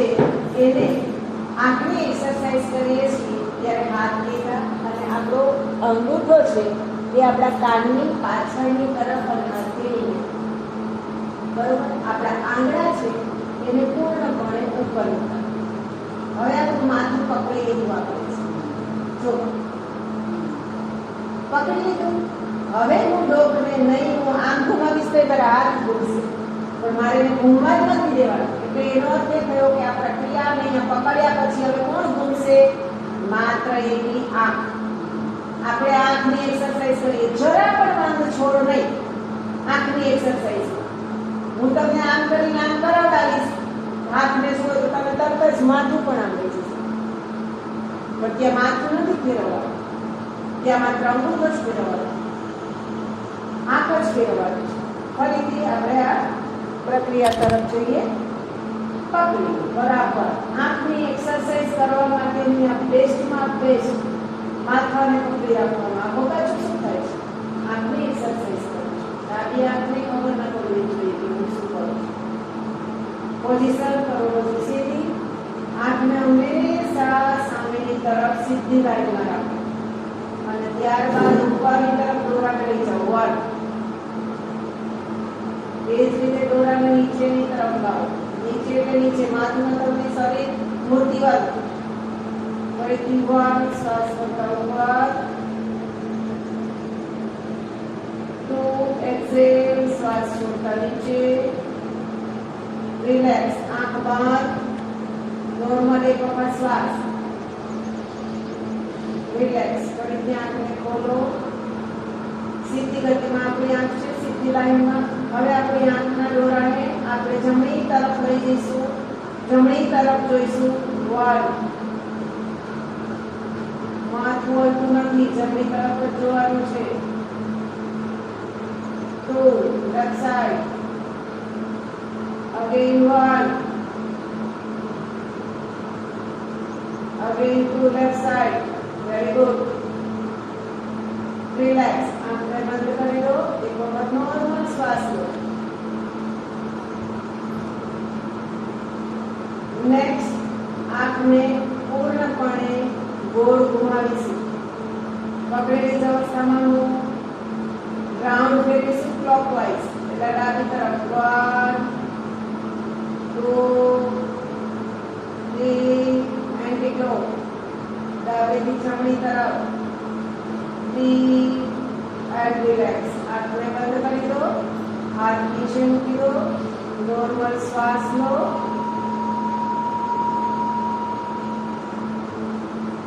શોલ્ડરને રિલેક્સ, આંગળાને રિલેક્સ, હાથને રિલેક્સ અને પૂર્ણપણે આંખને રિલેક્સ. બંને હાથને ઘસો. હાથનો ખોખો બનાવો અને આંખની ઉપર મૂકી દો. આંખની ઉપર વજન નહીં, હાથના પોલાણમાં આંખ મૂકેલી અવસ્થામાં. ઠીક, હાથ આંખની ઉપર, પૂર્ણ અંધકાર વ્યાપ્ત. ધીમે રહી આંખને ખોલો અને પટપટાવો. 1-2 વખત અંદર. ફરી બંધ કરી દો. હલકેથી કપાળ ઉપર રહેલા આંગળાને દૂર કરો.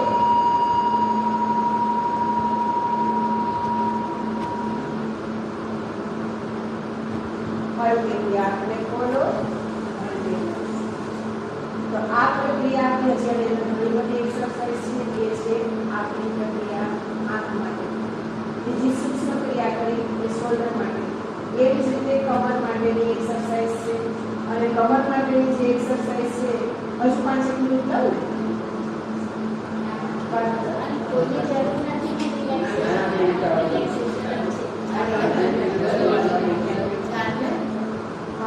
તો હવે આજે સાંધાઓ આંખનું લીધું, આ લીધું, અહીંના શોલ્ડરના લીધું. એવી જ રીતે આપણા ફેફસાઓને આપણા પેટના એના માટે આપણે ઉપરથી નીચેની તરફ જોઈએ છીએ.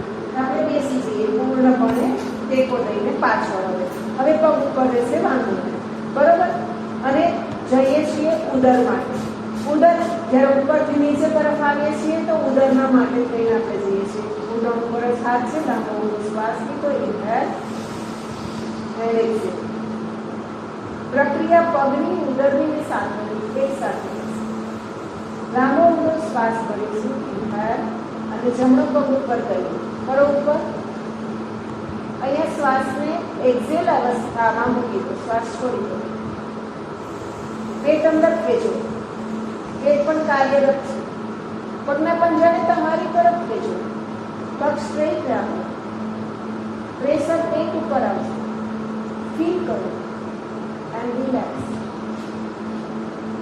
પેટ સુખનો અનુભવ થયો ને કેટલી નાની છે કેટલી બધી ઇફેક્ટિવ છે એટલે ખાલી આ એક પગ આમ તમને મળે છે એની સાથે એટલું પગ નથી કરતું અંદરની આખી સિસ્ટમ એ જોડાયેલી છે આ એક જ માત્ર અંગની પ્રક્રિયા તમે જુઓ છો ત્યારે માત્ર આંખ જ નથી આવતી અંદરની આખી સિસ્ટમ જોડાયેલી છે એટલે એ ભાવ આપણામાં હોવો જોઈએ પૂર્ણ છું મારી આખી સિસ્ટમ બરોબર ચાલે છે આ સિસ્ટમ પર મારો કંટ્રોલ છે એ પણ એટલો જ જબરજસ્ત ભાવ હોવો જોઈએ જો એ કંટ્રોલ આવે તો ક્યારેય ફૂડ પોઈઝનિંગ નહીં થાય શરદી નહીં થાય ઉધરસય નહીં થાય તાવ નહીં આવે રોગ બીજી તો આ તો બધી સામાન્ય કહેવાય આનું તો કહેવાય એમાંનો ઘરે દરરોજ આવે છે કોઈક વખત આવી જાય ને અચાનક મતલબ જતા રહે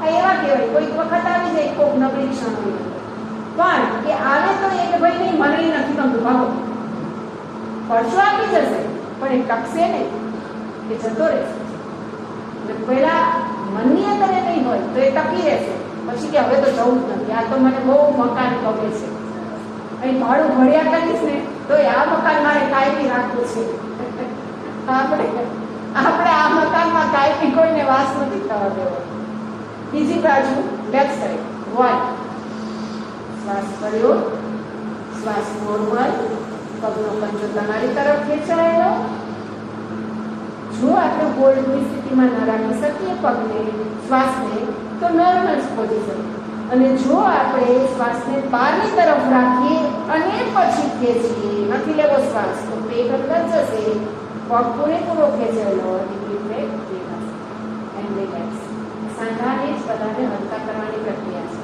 ફરીથી 1 and 2 1 and 2 1 and 2 1 and 2 આ પ્રક્રિયા કરી એના પછીથી બંને પગને ભેગા રાખો અને પગને ગોળ ઘુમાવી પંજાઓ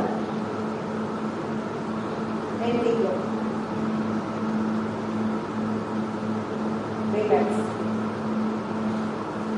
વિરાને તમારા પગ છે ને તમને ઘૂંટણની તકલીફ છે આર્થરાઇટિસ હું તમને એક બે પ્રક્રિયા નેક્સ્ટ સેશન છે ને એમાં હું કહીશ એ હું તમને જોયું એ કહીશ એવું તમે કરશો બહુ સરસ રિઝલ્ટ આવશે તો આ પ્રક્રિયા આપણે જોઈ ઘૂંટણવાળી જોઈ અને એના પછી હવે બેઠા બેઠા આપણે સૂક્ષ્મ ધ્યાન કરી લીધા પછી આપણે સૂર્ય નમસ્કાર કરી શકીએ તો ઉત્તમ ના કરી શકીએ ને બેઠા બેઠા ચેરમાં સૂર્ય નમસ્કાર કરવાનો હોય નથી આપણે એટલા સક્ષમ બરોબર તો શું કરવું જોઈએ તો બેઠા બેઠા સૂર્ય નમસ્કાર એના માટે આપણે કરીએ એક બે વખત આપણે પ્રયત્ન કરીએ સૌથી પ્રથમ 1 exhale ફરીથી inhale 3 બંને હાથ બંને પગની બાજુમાં માથું ઘૂંટણ નમવાનું શ્વાસ નોર્મલ ફરી શ્વાસ કરતા હાથ ઉપર તરફ શ્વાસ હાથને લો કરો જમણા ઘૂંટણની પાસે હાથને લાવો પગને ઉચકો પૂર્ણપણે પગ તમારી ચેરની ઉપર રાખો એક ઘૂંટણ તમારો પૂરેપૂરો અટકેલો કરોડરજ્જુ સીધી ફરીથી પગને નીચે મૂકો હાથને ઉપર લઈ જાઓ ફરી લોક કરો બીજો પગ ઉપરની તરફ લો આવું પ્રક્રિયા તમે કરશો ને તો તમારી અંદર જે ખોટો કેસ થાય છે ને બે સાઈડ જે વધેલો હશે તે કેસ નીકળી જશે. વાયુ ફરી નીચે, ફરી શ્વાસ ભરતા હાથ ઉપર, ફરીથી નીચેની તરફ. હવે ઇન્હેલ, exhale and relax.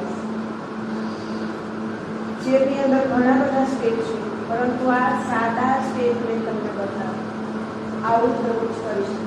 બીજું જ્યારે સૂઈને ઉઠીએ કે આપણે પથારીમાં હોઈએ ત્યારે શું કરી શકીએ? સીધું ધડાક દઈને ઉઠી જવાનું. પથારીની અંદર જ્યારે ઉઠવા જઈએ ત્યારે બને ત્યાં સુધી સુપ્ત તાળાસનની પ્રક્રિયામાં જવાનું. બંને હાથ ઉપર રોક કરવાના અને એ સમય દરમિયાન આખું શરીર ખેંચવાનું અને પગ છે એ બહારની તરફ નહીં ખેંચવાના, અંદરની તરફ ખેંચવાના. અંદરની તરફ ખેંચવાના સુપ્ત તાળાસનમાં. અને પછી આવું 3 થી 4 વખત કરવાનું. એના પછી શું કરવાનું? તો કે એના પછી દોલનની વેલણ કેવું ચાલે આપણું એ પથારી આપણી હોય તો બંને હાથ પૂરેપૂરા ઉપરની તરફ લોક કરી દેવાના અને આપણે વેલણ છીએ એવી રીતે લોક અવસ્થાની અંદર પૂરેપૂરા આગળની તરફ પણ જવાનું અને પાછળની તરફ પણ જવાનું. વેલણની જેમ આપણું બોડી ફરવું જોઈએ. બરોબર? વેલણની જેમ એ કઈ પ્રક્રિયા થશે હું તમને બતાવી દઉં. પાથરીને બેઠ.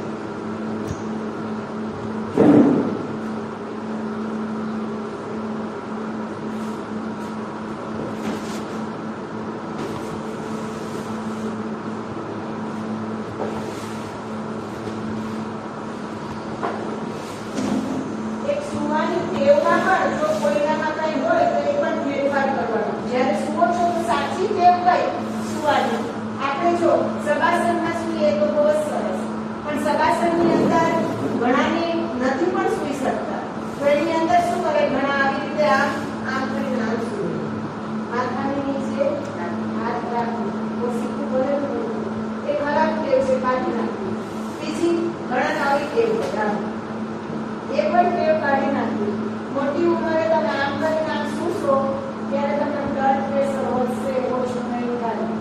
બ્લડ પ્રેશરના રોગને આમંત્રણ આપ્યું હોય તો આ ટેવો આપણે પેલા કાઢવાનું.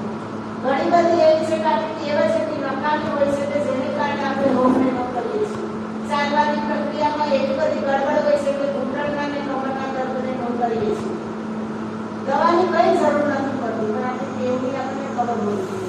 હવે મેં તમને કહ્યું કે સૂઈને ઉઠીએ ત્યારે પથારીમાં સીધા આ સુપ્ત તાળાસન, આમાં બહારની તરફ પગના પંજાને ખેંચવાના નહીં, અંદર અને ઉપર.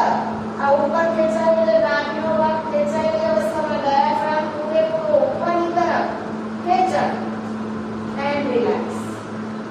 આવું 10 થી 12 વખત કરો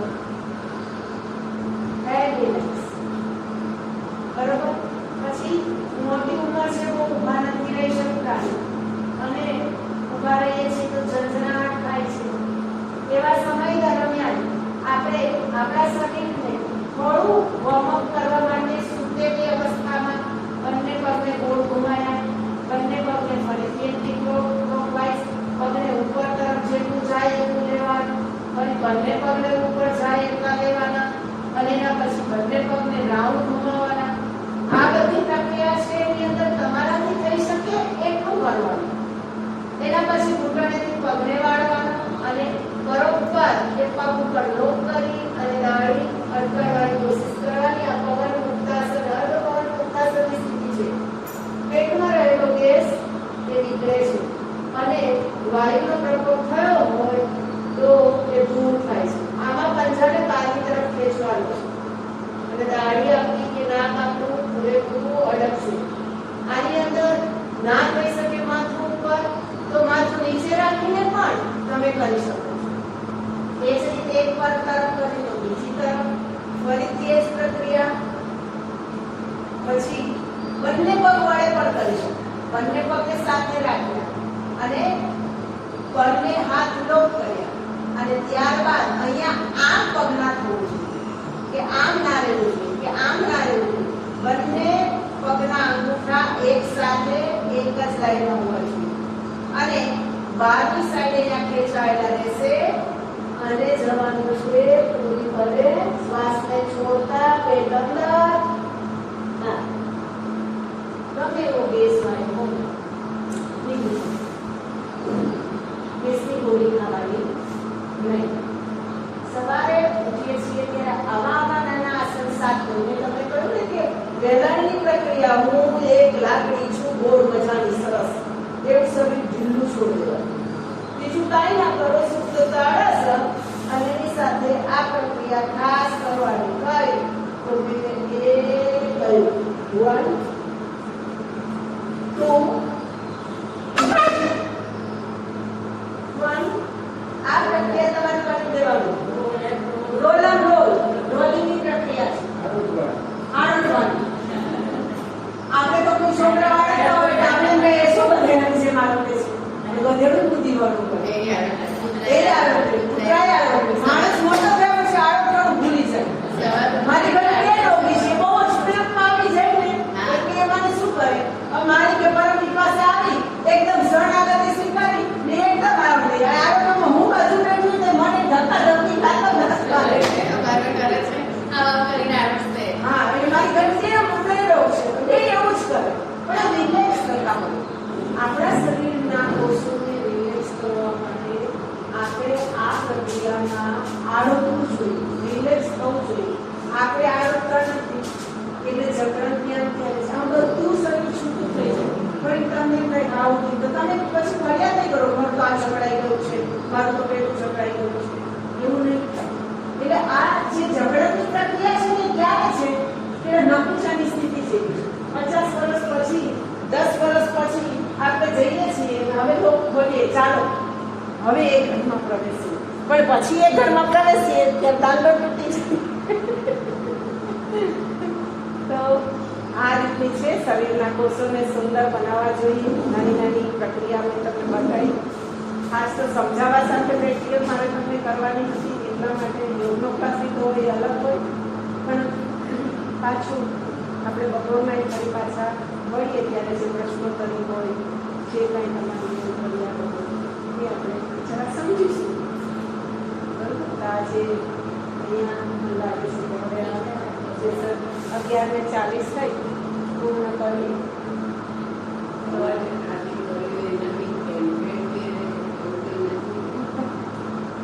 મારું તો ટેમ્પલેટ જ છે એને પછી બતાવીશ. છે અમુક છે ને મોટી ઉંમર થાય તો અમુક આસનોને ન કરતા હોય.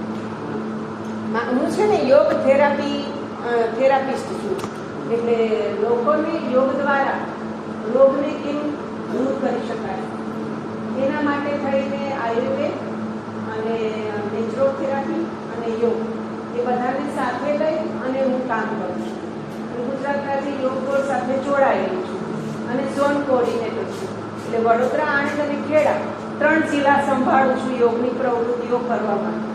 મારા હાથ નીચે અનેક યોગ કોચ, કોઓર્ડિનેટર, ટ્રેનરો બહુ જ બધા કામ કરે છે. હા, હું વિદ્યાનગર આવું છું. એટલે હા ના, વડોદરામાં મારી કાર્યક્રમો હોય ને તેના બધાના મેનેજમેન્ટ મારે કરવાના હોય અને જે બીજા બધા કોઓર્ડિનેટર હોય ને એને સોંપી દીધું હોય કામ. એટલે એનું ઇન્સ્પેક્શન કરવાનું, એ કામ બરોબર થાય છે કે નહીં, ટાર્ગેટ પ્રમાણે કામ બધા કર્યા છે એ કરે છે કે નહીં, એ કાર્યક્રમોમાં મુલાકાત લેવી, સંવાદો યોજવા, શિક્ષણ બીજા બધા ઘણા બધા હોય એમાં મારે જવાનું હોય. રહું છું તો આણંદની અંદર વિદ્યાનગરમાં છે, પણ જવા આવવાનું બનતું હોય છે. એટલે એના સંદર્ભની અંદર આ બધી પ્રવૃત્તિઓને બધું કરવાનું બનતું હોય. થોડા હશે, એકાદ બે હશે.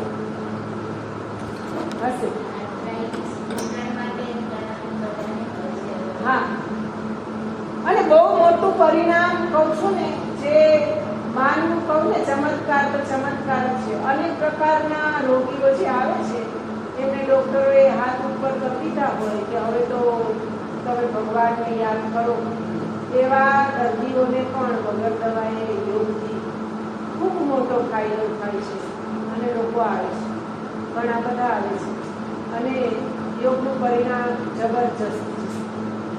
એટલે આપણે આમાં યોગથી દૂર હવે રહીએ એવું નહીં ચાલે. શરીરની પહેલી સ્થિતિ છે એના કોષોને સમજવું, પરિવર્તન કરવું, રૂપાંતર કરવું. આ જ કાળી ચામડીને ધોળી ચામડી કરી દેવી કે અંદર રહેલા સંપૂર્ણ તકલીફોને દૂર કરવી એ યોગની અંદર.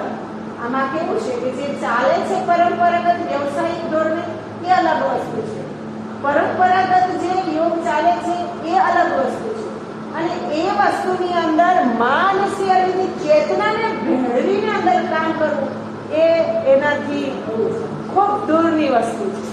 અને એ વસ્તુની અંદર કારણ કે બીજું બધું મળે પણ આ બધાને સાથે મેળવવું, પરંપરાગત શું છે, માં શું કહે છે, માને સમજવા હોય તો આના આશરો થઈ પછી પેલામાં જઈએ, ડાયરેક્ટ સીધા યમ નિયમને જાણીએ નહીં અને જતા રહીએ પ્રત્યાહાર કે સમાધિમાં કે ધ્યાનમાં, તો ધ્યાન કોઈ દિવસ લાગશે નહીં.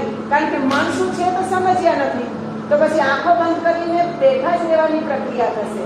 પણ એ બેઠા રહેવાની પ્રક્રિયાની અંદર મન તો ક્યાંય ભટકતું હશે. મને એવું લાગે છે કે ના પરમભાઈ ધ્યાન કરે છે, પણ પરમભાઈ તો અમેરિકામાં હોય તો બરોબર ને.